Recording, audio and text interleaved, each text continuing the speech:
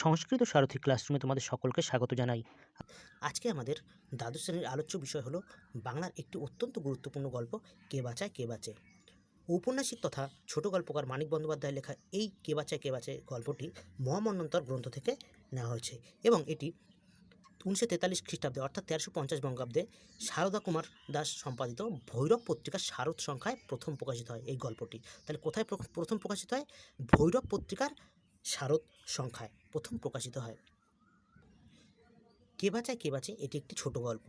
তো ছোট গল্প কেমন সেটা একটু আমরা জেনে নিই।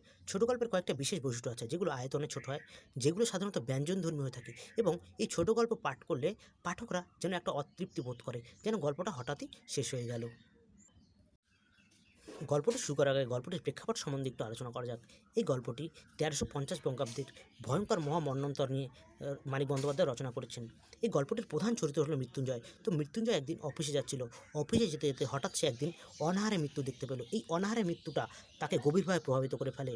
সে নিজেকে ঠিক রাখতে পারে না। সমাজের ওপর এই মন্বন্তরের প্রভাব তাকে অত্যন্ত আকৃষ্ট করে তোলে। সে কী করবে নিজেই বুঝতে পারে না এবং সে কী করতে চায়, সে সমস্ত বুভুক্ষু মানুষ যারা না খেতে পেয়ে মরছে সেই সমস্ত মানুষের পাশে দাঁড়াতে যায় এবং পরিণতিতে সেও ঠিক তাদেরই একজন হয়ে যায় এবং সেও মানসিক বিকৃতির একটা শিকার হয়ে দাঁড়ায়। যাই হোক, এবার গল্পটা শুরু করা যাক। বলছি, সেদিন অফিস যাবার পথে মৃত্যুঞ্জয় প্রথম মৃত্যু দেখলো, অনাহারে মৃত্যু। তাহলে সেদিন সে অফিস যাচ্ছিল, সে হঠাৎ করে একটা মৃত্যু দেখতে পেলো। কী দেখতে পেলো? মৃত্যু। কে দেখতে পেলো? সেটা মৃত্যুঞ্জয়। কেমন মৃত্যু? অনাহারে মৃত্যু। এতদিন শুধু শুনে আর পড়ে এসেছিল ফুটপাতে মৃত্যুর কথা, আজ চোখে পড়লো প্রথম। তাহলে সে এতদিন কিন্তু শুধু শুনে এসেছিল, কিন্তু আজকে সে প্রথম দেখলো। ফুটপাতে হাঁটা তার বেশি প্রয়োজন হয় না, নইলে দর্শনটা অনেক আগেই ঘটে যেত, তা নিয়ে সন্দেহ নেই। বাড়ি থেকে বেরিয়ে দুপা হেঁটেই সে ট্রামে ওঠে, নামে গিয়ে প্রায় অফিসের দরজায়। তাহলে দেখো এখান থেকে একটা ইম্পর্টেন্ট শর্ট কোশ্চেন, যে ফুটপাথে তার হাঁটা বেশি প্রয়োজন হয় না কেন? তাহলে সে কী করে? বাড়ি থেকে বেরিয়ে দুপা হেঁটেই সে ট্রামে ওঠে, নামে গিয়ে অফিসের দরজায়, তাই তার খুব একটা হাঁটতে হয় না। বাড়িটাও তার শহরের এমন এক নিরিবিলি অঞ্চলে যে সে পাড়ায় ফুটপাতও বেশি নেই, লোকে মরতেও যায় না বেশি। তাহলে ওর বাড়িটা একটু ভিতরের দিকে। বলছে চাকর ও ছোটো ভাই তার বাজার ও কেনাকাটা করে। তাহলে তার বাজার ও কেনাকাটা করে দেয় কে? তার চাকর ও ছোটো ভাই। তারপর বলছে দেখো, কয়েক মিনিটে মৃত্যুঞ্জয়ের সুস্থ শরীরটা অসুস্থ হয়ে গেল। তাহলে মৃত্যুঞ্জয়ের সুস্থ শরীরটা অসুস্থ হয়ে গেল কীভাবে? সেই যে অনাহারে মৃত্যু দেখে রাস্তায় মনে আঘাত পেলে মৃত্যুঞ্জয়ের শরীরে তার প্রতিক্রিয়া হয়। তাহলে মনে আঘাত পেলে মৃত্যুঞ্জয়ের কিন্তু শরীরের মধ্যে একটা প্রতিক্রিয়া হয়। তাহলে এটা কোশ্চেন আসতে পারে যে মনে আঘাত পেলে মৃত্যুঞ্জয়ের কী হয়? তার শরীরে প্রতিক্রিয়া হয়। মানসিক বেদনাবোধের সঙ্গে চলতে থাকে শারীরিক কষ্টবোধ। তাহলে মানসিক বেদনাবোধ তো থাকেই, মানসিক কষ্ট থাকেই, তার তার পাশাপাশি সে শরীরেও কষ্ট পেতে থাকে। অফিসে পৌঁছে নিজের ছোটো কুঠুরিতে ঢুকে সে যখন ধপ করে চেয়ারে বসে পড়ে, তখন সে রীতিমতো কাবু হয়ে পড়েছে। তাহলে অফিসে পৌঁছে সে কী করলো? নিজের ছোটো কুঠুরিতে, অর্থাৎ যেই ঘরটায় সে বসে, সেখানে সে যখন ধপ করে চেয়ারে বসে পড়লো এবং তখন কিন্তু সে রীতিমতো একটা কাবু হয়ে গেল। সে নিজেকে ঠিক রাখতে পারছে না। একটু বসেই তাই উঠে গেল আবার কলঘরে। একটু বসেই সে আবার কলঘরের দিকে চলে গেল। দরজা বন্ধ করে বাড়ি থেকে পেট ভরে যত কিছু খেয়ে এসেছিল ভাজা, ডাল, তরকারি, মাছ, দই আর ভাত, প্রায় সব বমি করে উগরে দিল। তাহলে দেখো এখানে মৃত্যুঞ্জয়ের সেই দেখা রাস্তায় অনাহারে মৃত্যুটা তাকে এতটাই প্রভাবিত করে ফেলেছে, সে নিজেকে ঠিক রাখতে পারলো না, যার ফলে সে খুব চিন্তিত হয়ে গেছে এবং তার একটা শারীরিক ও মানসিক কষ্টবোধ সৃষ্টি হয়েছে এবং যার জন্য তার কী হয়েছে? সে বাড়ি থেকে মোটামুটি যা খেয়ে এসেছিল সবই কিন্তু বমি করে ফেলে দিল। তাহলে এখান থেকে একটা ইম্পর্টেন্ট কোশ্চেন হতে পারে, মৃত্যুঞ্জয় একটু বসে কোথায় চলে গেল? তারপর মৃত্যুঞ্জয় কেন বমি করে দিল? সব এই জিনিসগুলো এই কোশ্চেনগুলো আসতে পারে। তারপর মনে আঘাত পেলে মৃত্যুঞ্জয়ের কী হয়? এই কোশ্চেন কয়েকটা আসতে পারে। এই শর্ট কোশ্চেনগুলো কিন্তু তোমরা নিজেদের মতো পড়তে পড়তে রেডি করে নেবে। তারপর বলছে দেখো, পাশের কুঠুরি থেকে নিখিল যখন খবর নিতে এলো, কলঘর থেকে ফিরে মৃত্যুঞ্জয় কাচের গ্লাসে জল পান করছে। তাহলে পাশের ঘর থেকে নিখিল যখন খবর নিতে এলো, নিখিলটাকে তাহলে ওর সহকর্মী, মৃত্যুঞ্জয়ের একজন সহকর্মী। কলঘর থেকে ফিরে মৃত্যুঞ্জয়ের কাচের গ্লাসে জল পান করছে, সে এটা দেখলো। গ্লাসটা খালি করে নামিয়ে রেখে সে শূন্য দৃষ্টিতে দেওয়ালের দিকে তাকিয়ে রইলো। তাহলে মৃত্যুঞ্জয় এই গ্লাস জল খেয়ে সে কী করলো? শূন্য দৃষ্টিতে একভাবে যেন তাকিয়ে রইলো, কী যেন সে একটা ভাবছে। তারপরে বলছে দেখো,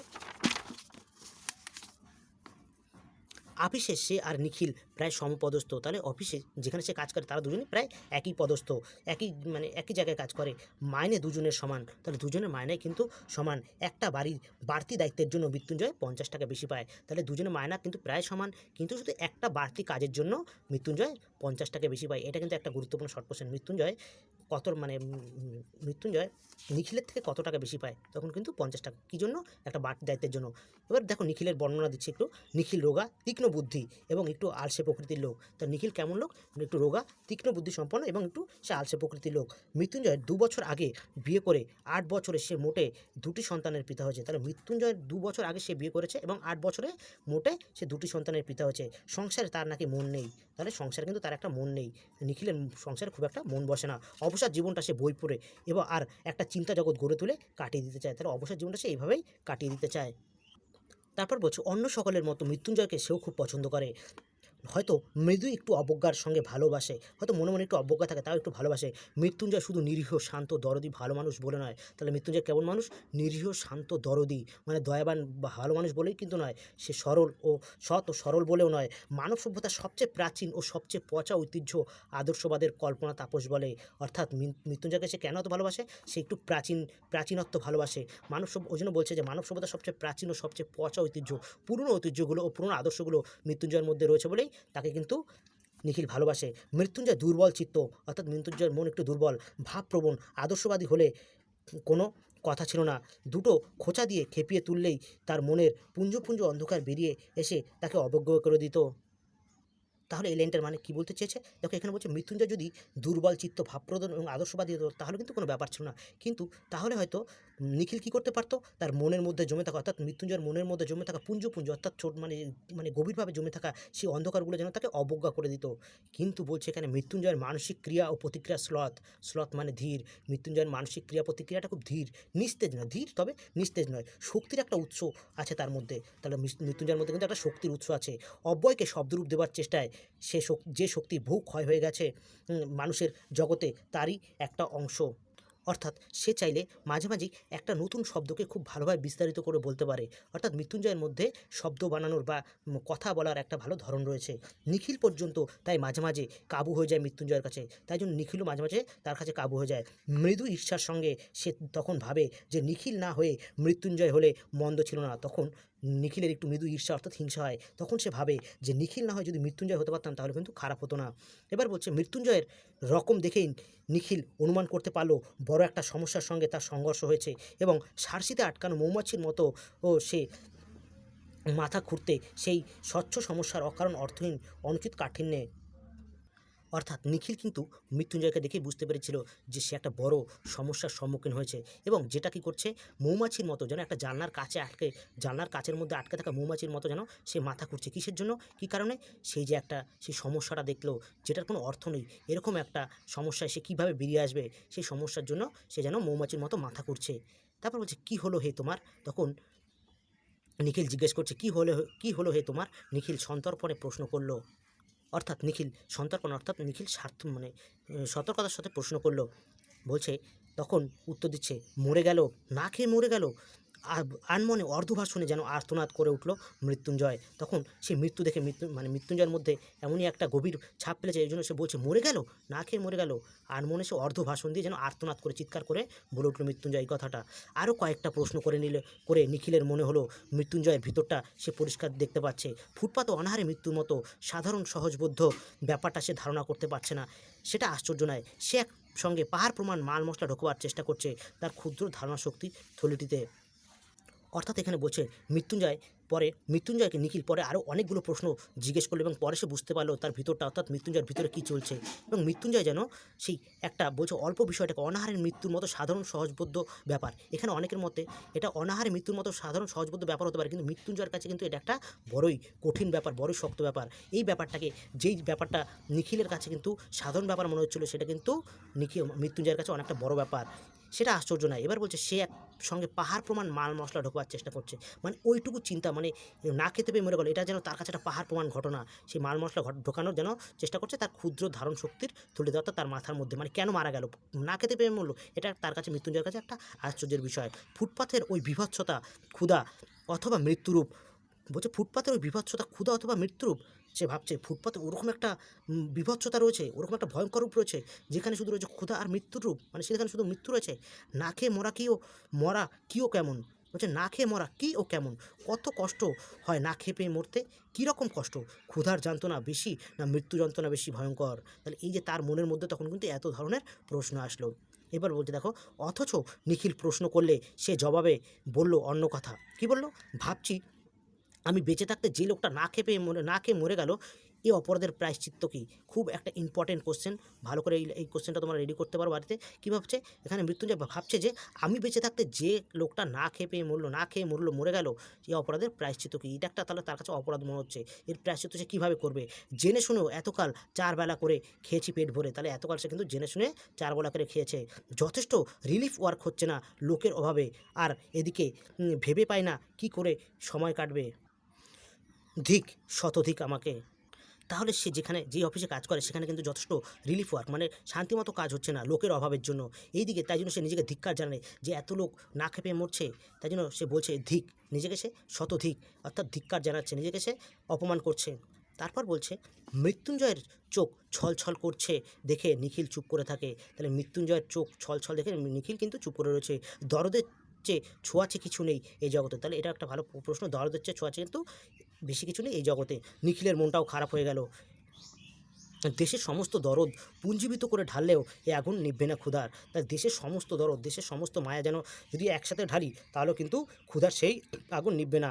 অন্যের বদলে বরং সমিধে পরিণত হয়ে যাবে, যেন অন্যের বদলে সেটা যেন সমাধিতে পরিণত হবে। ভিক্ষা দেওয়ার মতো অস্বাভাবিক পাপ যদি আজও পূর্ণ হয়ে থাকে, জীবন ধারণের অন্যে মানুষের দাবি কিসের জন্মাবে? তাহলে দেখো তার মতে ভিক্ষা দেওয়াটা কিন্তু একটা অস্বাভাবিক পাপ, এবং সেই পাপটা যদি আজকে পূর্ণ হয়ে থাকে তাহলে জীবন ধারণ করার অন্যে অর্থাৎ জীবন ধারণ করার জন্য মানুষের দাবিটা কি কোথায় সৃষ্টি হবে, কোথায় জন্মাবে? এই রূঢ় বাস্তব নিয়মকে উল্টে মধুর আধ্যাত্মিক নীতি করা যায়, কিন্তু সেটা হয় অনিয়ম। তাহলে বলছে দেখো রূঢ় বাস্তব নিয়মকে উল্টে, এই এই একটা কঠিন বাস্তব, এই নিয়মটাকে উল্টে যদি এটাকে মধুর আধ্যাত্মিক নীতি করা যায় তাহলে কিন্তু সেটা অনিয়ম হবে। এবার বলছে চিতার আগুনে যত কোটি মরাই এ পর্যন্ত পোড়ানো হয়ে থাক, পৃথিবীর সমস্ত জ্যান্ত মানুষগুলিকে চিতায় তুলে দিলে আগুন তাদের উপরে ছাই করে দেবে। অর্থাৎ কি বলছে, যে খিদার যে একটা বিরাট আগুন, প্রত্যেকের মধ্যে যে খিদার যে একটা আগুন রয়েছে, সেই আগুনটা নেভানোর জন্য যদি সমস্ত মানুষগুলোকে, জ্যান্ত মানুষগুলোকে চিতায় তুলে দেয় তাহলেও কিন্তু তাদেরকে পুড়ে ছাই করে দেবে। তারপর বলছে দেখো বিক্ষুব্ধ চিত্তে এইসব কথা ভাবতে ভাবতে নিখিল সংবাদপত্রটি তুলে নিল, অর্থাৎ নিখিল অফিসের সংবাদপত্রটা তুললো এবং চোখ বুলিয়ে যেতে যেতে নজরে পড়ল ভালোভাবে সদ্গতির ব্যবস্থা করে গোটা 20 মৃতদেহকে স্বর্গে পাঠানো হয়নি বলে এক স্থানে তীক্ষ্ণ ধার হাহুতাশ করা মন্তব্য করা হয়েছে। অর্থাৎ সে সংবাদপত্রে দেখতে পেল যে ভালোভাবে সদ্গতির ব্যবস্থা করে গোটা 20 মৃতদেহকে স্বর্গে পাঠানো হয়নি, মানে হচ্ছে মৃতদেহগুলোকে ভালোভাবে সৎকার করা হয়নি। এই জন্য কোনো একটা জায়গায় কী করা হয়েছে, খুব অত্যন্ত ধারালো ভাষায় বা শানিত ভাষায় যেটাকে বলা হয় বা আতঙ্কের ভাষায় বিভিন্ন অভিমত করা হয়েছে, বিভিন্ন মন্তব্য করা হয়েছে। এই জন্য এটাকে বলছে তীক্ষ্ণধার হাউতাস মন্তব্য, অর্থাৎ বিভিন্ন মানে তীক্ষ্ণধার ভাষায় বা বিভিন্ন তোমার আতঙ্কের ভাষায় বা ধারালো ভাষায় মন্তব্য করা হয়েছে। তারপর বলছে কদিন পরেই মাইনের তারিখ এলো। নিখিলকে প্রতি মাসে 3 জায়গায় কিছু কিছু টাকা পাঠাতে হয়। তা নিখিল কী করে, তার মাইনের টাকা থেকে প্রতি মাসে 3 জায়গায় কিছু কিছু করে টাকা পাঠায়। এটা কিন্তু একটা গুরুত্বপূর্ণ শর্ট কোশ্চেন। মানি অর্ডারের ফর্ম আনিয়ে কলম ধরে সে ভেবে ঠিক করবার চেষ্টা করছে 3টে সাহায্য এবার 5 টাকা করে কমিয়ে দেবে। তাহলে সে এবার ভাবলো যে মানি অর্ডারের ফর্ম আনলো এবং সেখান থেকে সে কী করলো, ভাবলো যে 3 জায়গায় যেই জায়গায় সাহায্য পাঠায় সেখান থেকে কী করবে, 5 টাকা করে সে এবার কমিয়ে দেবে। মৃত্যুঞ্জয় ঘরে এসে বসলো। সেদিনের পর থেকে মৃত্যুঞ্জয়ের মুখ বিষণ্ণ গম্ভীর হয়ে আছে, নিখিলের সঙ্গেও বেশি কথা হয় না। তাহলে সেই দিনের পর থেকে, অর্থাৎ যেদিন থেকে সে অনাহারের মৃত্যু দেখলো সেদিন থেকে কিন্তু মৃত্যুঞ্জয়ের মনের মধ্যে একটা গভীর ছাপ রয়েছে, তাই জন্য নিখিলের সঙ্গে তার এখন বেশি কথা হয় না। এবার দেখো বলছে একটা কাজ করে দিতে হবে ভাই। মৃত্যুঞ্জয় একতারা নোট নিখিলের সামনে রাখলো। তার নিখিলের সামনে একতারা নোট অর্থাৎ কিছু সংখ্যক নোট রেখে মৃত্যুঞ্জয় নিখিলকে বললো একটা কাজ করে দিতে হবে। তো কী কাজ? বলছে টাকাটা কোনো রিলিফ ফান্ডে দিয়ে আসতে হবে। টাকাটা কী করতে হবে? কোনো একটা রিলিফ ফান্ডে, অর্থাৎ অসহায় মানুষদের সাহায্যের জন্য যে গঠিত যেই তহবিলগুলো আছে সেখানে টাকাটা দিয়ে আসতে হবে, যাতে কিছু অসহায় মানুষরা খেয়ে পড়ে বাঁচতে পারে। এবার বলছে আমি কেন? তখন নিখিল বলছে আমি কেন? তখন মৃত্যুঞ্জয় বলছে আমি পারবো না, অর্থাৎ সে দিয়ে আসতে পারবে না। নিখিল ধীরে ধীরে কী করলো, টাকাটা গুনলো, দেখলো কি সমস্ত মাইনেটা। বলছে সমস্ত মাইনেটাই?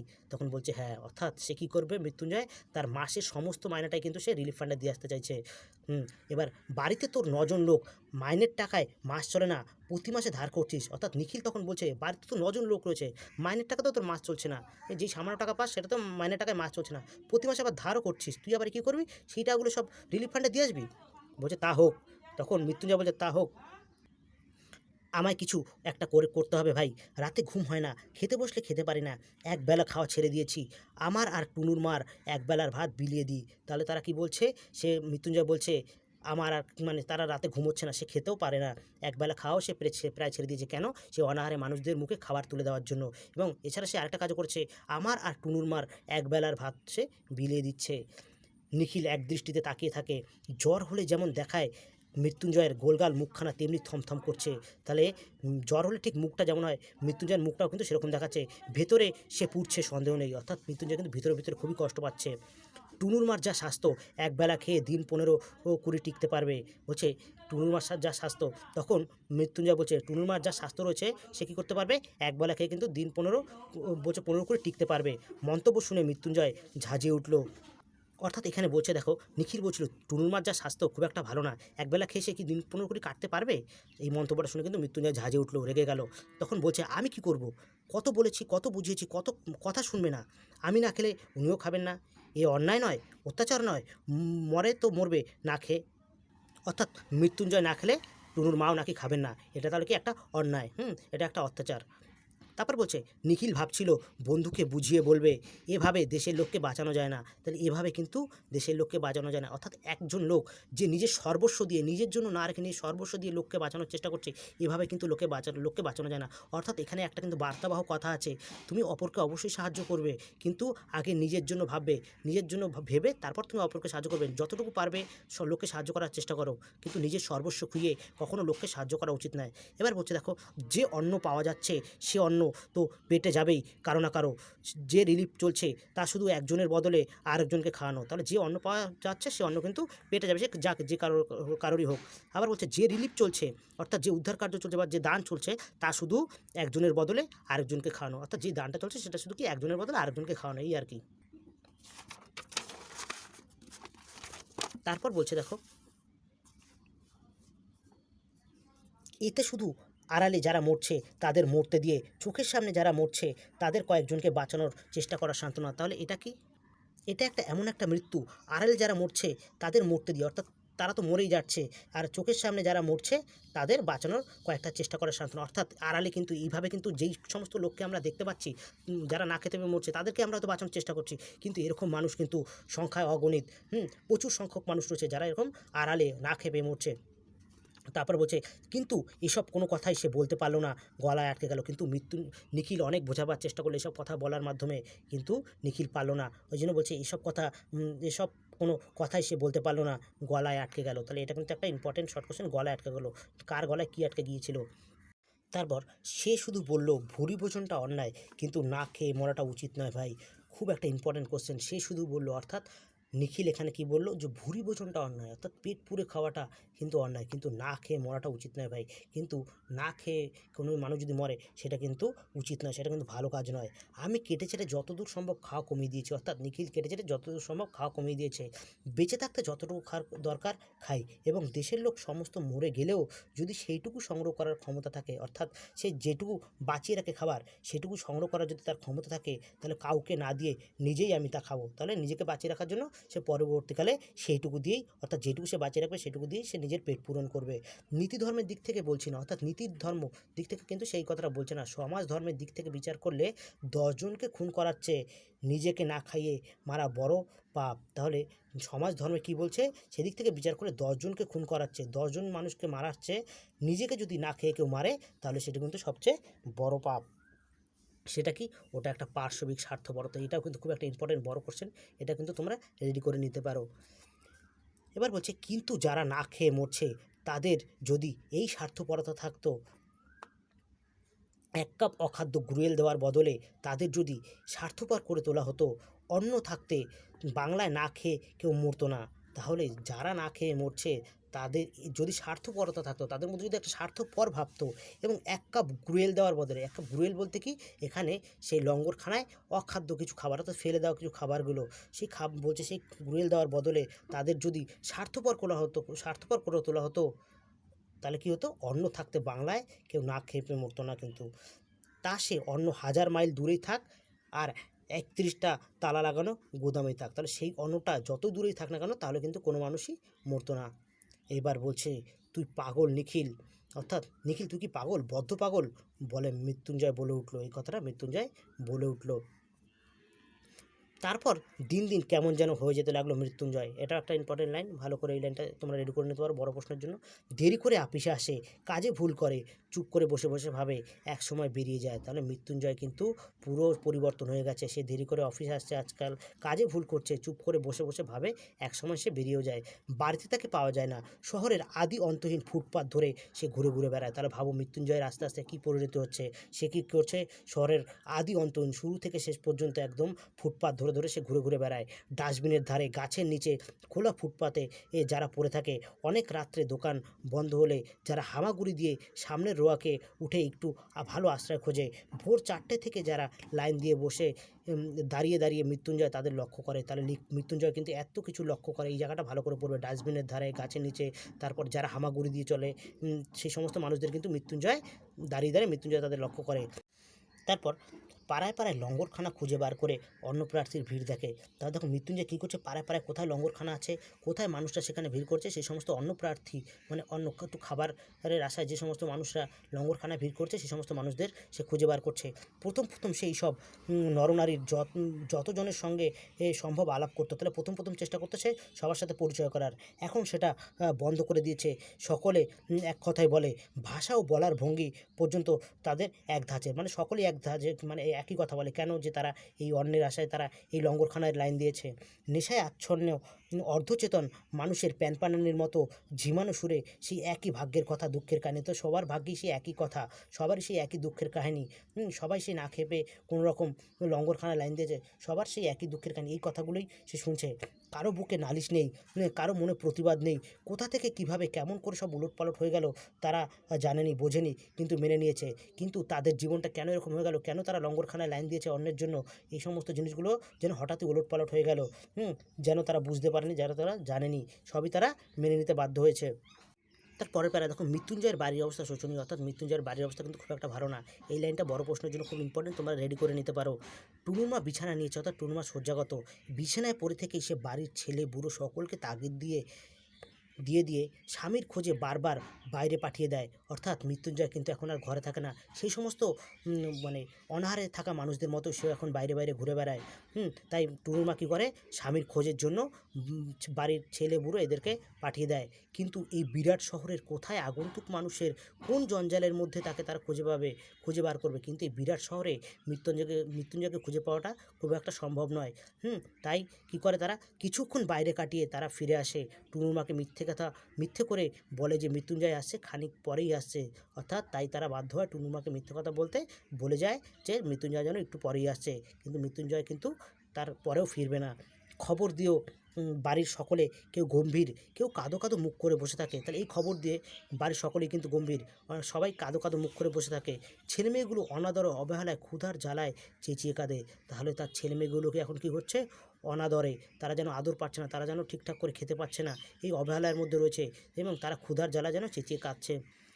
এবার বলছে নিখিলকে বারবার আসতে হয়। নিখিল কিন্তু বারবারই আসে। টুনুর মা তাকে সকাতর অনুরোধ জানায়, এবং টুনুর মা তাকে বারবার অনুরোধ জানায় সে যেন একটু নজর রাখে মৃত্যুঞ্জয়ের দিকে।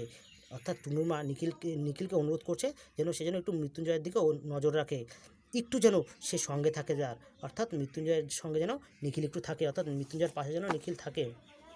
এবার বলছে, নিখিল বলে, আপনি যদি সুস্থ হয়ে উঠে ঘরের দিকে তাকান তাহলে যতক্ষণ পারি সঙ্গে থাকবো, নইলে নয়। তাহলে আপনি যদি নিজের শরীরকে সুস্থ রাখুন, নিজের শরীরটাকে ভালো করে তুলে যদি ঘরের দিকে, অর্থাৎ আপনার ছেলেমেয়ের দিকে একটু নজর রাখেন, তাহলে কিন্তু আমি আপনার সঙ্গে থাকবো, নইলে নয়। টুনুমা বলে, উঠতে পারলে আমি তো ওর সঙ্গে সঙ্গে ঘুরতাম ঠাকুরপো। তাহলে যদি আমি উঠতেই পারতাম তাহলে আমি নিজেই মৃত্যুঞ্জয়ের সঙ্গে ঘুরতাম। বলছে ঘুরতেন? তখন নিখিলের কাছে একটু কথাটা একটু অবাক লাগলো, ওই জন্য বলছে ঘুরতেন? তখন টুনুমা বলছে, নিশ্চয়ই, ওর সঙ্গে থেকে আমিও অনেকটা ওর মতো হয়ে গেছে। আমি ওর সঙ্গে থেকে, অর্থাৎ মৃত্যুঞ্জয় সঙ্গে থেকে কী হচ্ছে, টুনুমাও কিন্তু অনেকটা ওরকম হয়ে গেছে। উনি পাগল হয়ে যাচ্ছেন, আমারও মনে হচ্ছে যেন পাগল হয়ে যাব। অর্থাৎ মৃত্যুঞ্জয় তো পাগল হয়ে গেছে ওনার মতে, তিনিও যেন পাগল হয়ে যাবেন। ছেলেমেয়েগুলির জন্য সত্যি আমার ভাবনা হয় না, অর্থাৎ ছেলেমেয়েগুলির জন্য কিন্তু এখন আর ভাবনা হয় না, কেবলই মনে পড়ে ফুটপাতের ওই লোকগুলির কথা। অর্থাৎ নিজের মেয়েগুলির কথাও কিন্তু এখন টুনুর মা ভাবে না। অর্থাৎ মৃত্যুঞ্জয়ের মতো তারও কিন্তু অবস্থা একই রকম হয়ে গেল।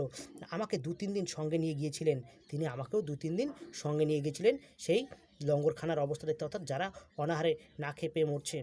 অনেকক্ষণ চুপ করে থেকে টুনুর মা আবার বলে, আচ্ছা কিছুই কি করা যায় না? আচ্ছা সত্যি এই সমস্ত মানুষদের জন্য কিছু কি করা যায় না? নিখিলকে বলছে।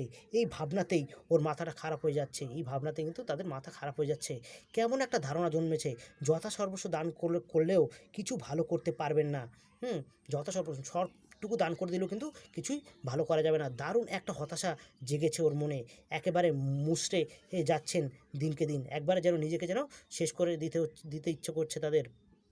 নিখিল শোনে, তার মুখ কালি হয়ে যায়। অর্থাৎ নিখিল এই সমস্ত কথাগুলো শোনে যে কীভাবে মানুষগুলোকে রক্ষা করবে, যারা অনাহারে না খেয়ে মরছে। কিন্তু তাদের তো আর সর্বস্ব দান করলেও তাদের তো পেটকে পূরণ করা সম্ভব নয়। তাই নিখিল সেই কথাগুলো শোনে এবং তার মুখ যেন কালি হয়ে যায়।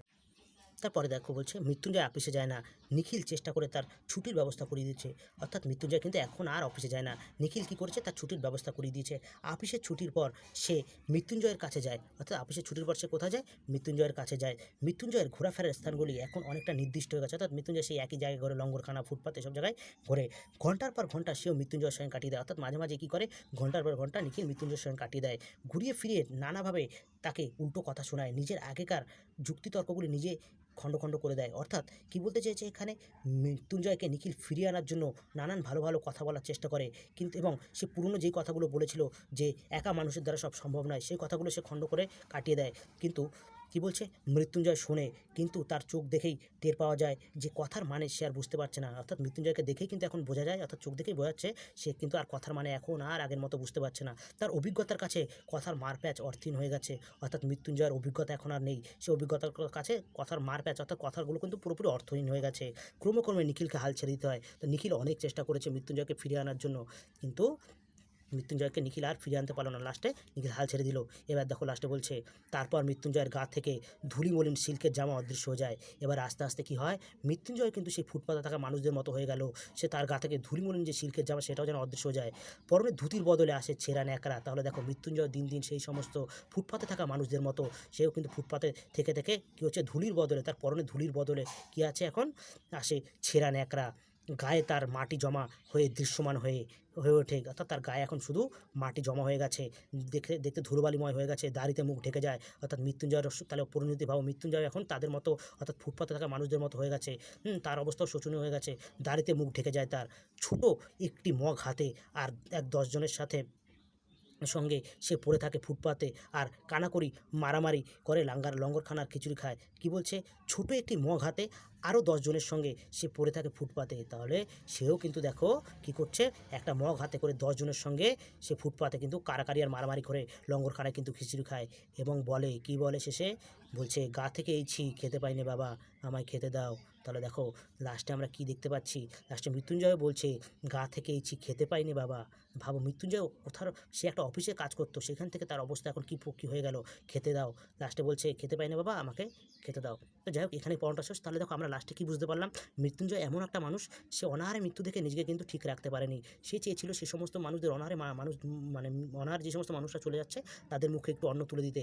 কিন্তু সে বুঝতে পারেনি যে নিজের সর্বস্ব খুইয়ে, নিজের সব শেষ করে দিয়ে অনাহারে থাকা মানুষদের পেট পূরণ করা যায় না। তাই দেখো আজকে মৃত্যুঞ্জয়েরও আজকে সেই ফুটপাতে থাকা মানুষদের মতোই অবস্থা। যাই হোক, টেক্সটটা পড়ালাম, তোমাদের কেমন লাগলো আমাকে জানিও, আর ভালো লাগলে একটা লাইক করে দিও।